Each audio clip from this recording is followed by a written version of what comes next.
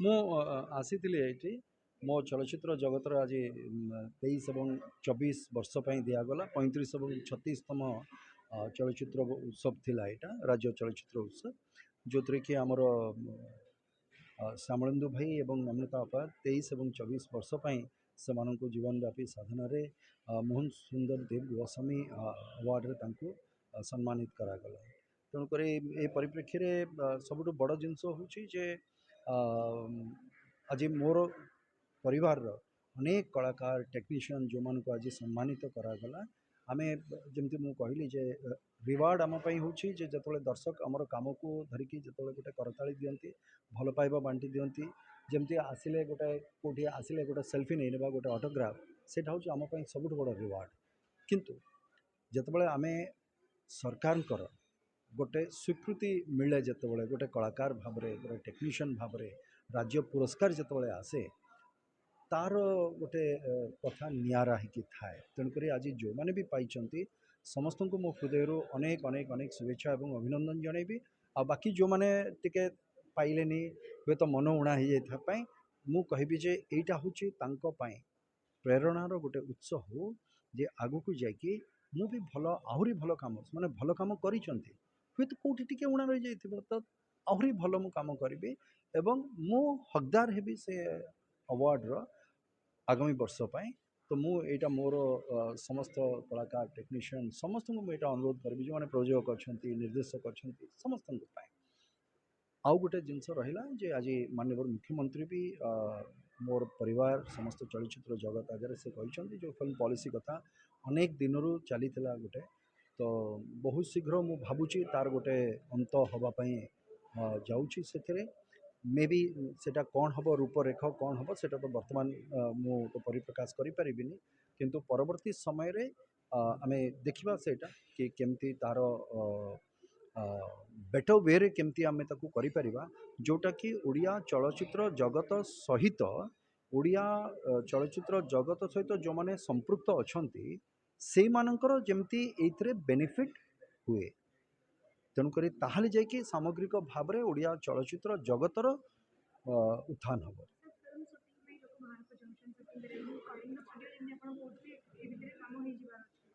देखो कलिंग स्टूडियोटा को आम बुझा पड़ो जे कलिंग स्टूडियोटा कौन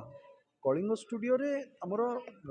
आगुरी भी एवं आज भी सेठी फ्लोर गोटे थिला जो घरे आम जाइए फ्लोर रे शूट करूँ बा किसी गोटे विलेज कम्प्लेक्स कोटी गोटे पुलिस स्टेशन एमती जो जिनस गुड़ाक टी असुविधा हुए से जिनस किसी कराइला किसी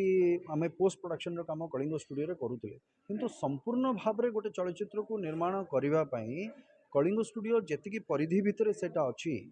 जो 26 एकर जगह भितर सेटा सफिशिएंट नुहे आज गोटे चेष्टा करा कलिंग स्टूडियो कायाकल्प बा नवकलेबर करा किंतु आगामी दिन में आमको देखा पड़ो तार फिजिबिलिटी कौ जिनस आम कर कौ नुआ जिनस आम कर से जिनस को लेकिन तार विस्तार केमती हो पार से दिगरे सरकार वर्तमान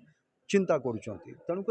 बर्तमान आम कलिंग स्टूडियो सहित आम बाहर को बाहर दरकार जो जगार आम शूटिंग करवा जो थे कि आम आमर जो पर्यटन शिल्प रही सिनेमा द्वारा आम से गुड़िक जातीय बा आंतर्जातिक स्तर में आम पहुँचे पार लोकों पाखे ताहले बेसी रु बेसी टूरिस्ट से जगह को आसी पारे। सर आप ओडिशार प्रथम अभिनेता जे 7 थर best hero award state government तरफ पाई तो से दिन गुड़ा मन पड़े केमती लगे नहीं मुझे एपर्यंत भी एक्टिव अच्छी आज भी मु अभिनय करुँची तेणुक कथा हूँ जो आम सरकार रे अच्छे गोटे पार्ट हो रही तेणुक मे बी मोर या भितर पशिबाटा उचित नुहे मु भावे आउ बहुत थर पाइबा सेटारे मु विश्वास करेनी भल सिनेमा करिथिबे भल अभिनय करिसंती सेतिपाई पाइले मु खुशी हेबी बहुत थर पाइबाटे मु खुशी नुहे बुझिपारे एत थर मु पाइछि गोटे रेकर्ड कौन मैं से रेकर्डटा बड़ कथा नुहे रेकर्ड हूँ जे एतिकी संख्यक भल पिक्चर करिसंती बोली मोर जूरी मेंबर्स माने सेमाने भीतर अनुभव करिसंती एवं सेतिपाई देइसंती। सर आपनकर बहुत सारा फैन अछंती से भीतर जने डाई हार्ड फैन अछंती अमृतानंद से सब बेले कहंती कि मुन्ना भाई काहे लीड सोलो हीरो रे जेमती आस्थिले आसनांती सेटा केवल तांकर न सारा ओडिसा लोकन मन आज गोटे आज क्षुब्ध आज आज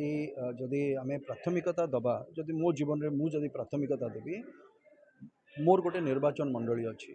सेठी लोक माने 5 वर्ष मत गोटे निर्वाचित प्रतिनिधिर दायित्व ଦେଇଛନ୍ତି। ମାନୁଛି ଯେ ଏତେ ବର୍ଷ ଧରିକି ସେଇ ଦର୍ଶକମାନେ ଯେଉଁମାନେ ଅପେକ୍ଷାରେ ଅଛନ୍ତି ବା ଯେଉଁମାନେ ରହିଛନ୍ତି ଯେ ନାଇଁ ସିଦ୍ଧାନ୍ତ ମହାପାତ୍ରର ଗୋଟେ ସିନେମା ଆସିଲେ ଆମେ ଯିବା ଦେଖିବା ପାଇଁ, ତ ମୁଁ ଧନ୍ୟବାଦ ଦେବି। ଏତେ ବର୍ଷ ସେମାନଙ୍କ ଭଲ ପାଇବା ଆଶୀର୍ବାଦରେ ମୁଁ ଆଜି ଏଇ ଜାଗାରେ ଅଛି। କିନ୍ତୁ ଆଜି ସମୟର ଯେଉଁଟା ଆହ୍ୱାନ ବା ଯେଉଁଟା ପ୍ରାଥମିକତା, ଆଜି କିଏ ଗୋଟେ ଗରିବ ଲୋକ ଅପେକ୍ଷା କରିକି ଅଛି ଯେ ମୋର ଏଇ କାମଟା ହେଇଯାଉ, କି ମୋ ଅଞ୍ଚଳରେ ଲୋକ ଅନେଇକି ବସିଛନ୍ତି ତାଙ୍କର ଏ କାମ ହେଇଯାଉ, ତା ପାଇଁ ମୋ ପାଖରେ ମାତ୍ର 5 ବର୍ଷ ସମୟ ଅଛି। ବୁଝିପାରିଲେ? କିନ୍ତୁ ଚଳଚ୍ଚିତ୍ର କରୁନି ବୋଲି ନୁହେଁ, କରୁଛି, କିନ୍ତୁ ଯେତିକି ସମୟ ମୁଁ ଦେଇପାରିବା କଥା ଗୋଟେ ଲିଡ୍ ରୋଲ୍ ପାଇଁ, ଯେତିକି ସମୟ ମୁଁ ଭଲ ଭାବରେ ମାନେ କନସେନ୍ଟ୍ରେଟ୍ କରିପାରିବି ସେ କ୍ୟାରେକ୍ଟରରେ, ସେ ଜାଗାରେ ମୁଁ କରିପାରିବି, ସେଇ ଅନୁସାରେ ମୁଁ ଚରିତ୍ରଟି କରିବି। ଯଦି ମୁଁ ସମୟ ଦେଇପାରୁନି ତ ସେ ଜାଗାରେ ମୁଁ ଚାହିଁବି ଯେ ଦର୍ଶକମାନଙ୍କ ପାଇଁ ମୁଁ ଅଛି,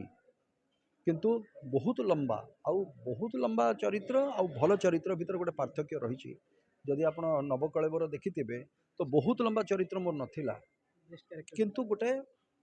ମୁଁ ଭାବୁଛି ଗୋଟେ ଭଲ ଚରିତ୍ର ମୋତେ ମିଳିଥିଲା ସେ ଜାଗାରେ। ତେଣୁକରି ମୁଁ ଚେଷ୍ଟା କରୁଛି ବହୁତ ଲମ୍ବାକୁ ନ ଯାଇକରି ଛୋଟ ଚରିତ୍ର। ତେଣୁକରି ଜୀବନଟା ବହୁତ ଲମ୍ବା ନୁହେଁ, ଜୀବନଟା ଭଲ ଭାବରେ କେମିତି ବିତଉଛନ୍ତି ସେଇଟା ହେଉଛି ମୂଳ କଥା ତା ଭିତରେ। ସାର୍ ଓଡ଼ିଶାର ଦର୍ଶକମାନଙ୍କର ଆଉ ଗୋଟେ ଛୋଟ ଅନୁରୋଧ ଅଛି, ହୁଁ। ସିଦ୍ଧାନ୍ତ ସାର୍ ଯିଏକି 30 ଫୁଟ ହାଇଟ୍ରୁ ଡେଉଁଥିଲେ, ତ ସେଇ ଷ୍ଟଣ୍ଟ ସେଇ ଆକ୍ସନ୍ ଆମେ ଆଉଥରେ କେବେ ଦେଖିବାକୁ ପାଇବୁ? 30 ଫୁଟ ନାହିଁ, 350 ଫୁଟରୁ ମୁଁ ସାରି ଦେଇଛି ସେଟା, ଆଉ 30 ଭିତରେ ମୁଁ ତ ନାହିଁ ସେତେବେଳେ, 350ରୁ ସରିଯାଇଛି ଅଲରେଡ଼ି। ଏବେ ଚେଷ୍ଟା କରିବି କେତେ କରିପାରୁଛି, ସେମିତିରେ ବିଶ୍ୱାସ ଅଛି କରିପାରିବି। ଆପଣମାନଙ୍କ ଭଲ ପାଇବା ଆଶୀର୍ବାଦ ଅଛି ତ କାହିଁ କରିପାରିବିନି? ଆକ୍ସନ୍ ଆମେ ଦେଖିବାକୁ ପାଇବୁ ତ? ନିଶ୍ଚୟ, କାହିଁ ପାଇବିନି ଆକ୍ସନ୍ ମୁଭି। ତାହେଲେ 5 ବର୍ଷ ପରେ ଆଉଥରେ ସୋଲୋ ଲିଡ୍ରେ ଆପଣଙ୍କୁ ଆମେ ଦେଖିବାକୁ ପାଇବୁ? ନାଇଁ 5 ବର୍ଷ କାହିଁ, 5 ବର୍ଷ ପୂର୍ବରୁ ବି ହେଇପାରେ ଯଦି ମୋତେ ସମୟ ମିଳିଲା, ଯଦି ମୋର ନିର୍ବାଚନ ମଣ୍ଡଳୀରେ ମୋର ଜନସାଧାରଣ ଯଦି ମୋତେ ଅନୁମତି ଦେବେ, ହଁ ଭାଇ ତୁମେ କିଛି ଦିନ ଯାଇକି କରିପାରିବ, ତ ନିଶ୍ଚୟ କରିବି। ଯଦି ହେଇ ନ ପାରିଲା ତାହେଲେ କ୍ଷମା ମାଗୁଛି, ସେଇଥିପାଇଁ ପୂର୍ବରୁ କ୍ଷମା ମାଗି ଦେଉଛି। ଯଦି ହେଇପାରିଲା ତାହେଲେ ଧନ୍ୟବାଦ, ଆପଣମାନଙ୍କର ଇଚ୍ଛା ପୂରଣ ହେଇଯାଉ, ମୋର ବି ଇଚ୍ଛା ପୂରଣ ହେଉ ସେଥିରେ। ହେଲା, ଧନ୍ୟବାଦ।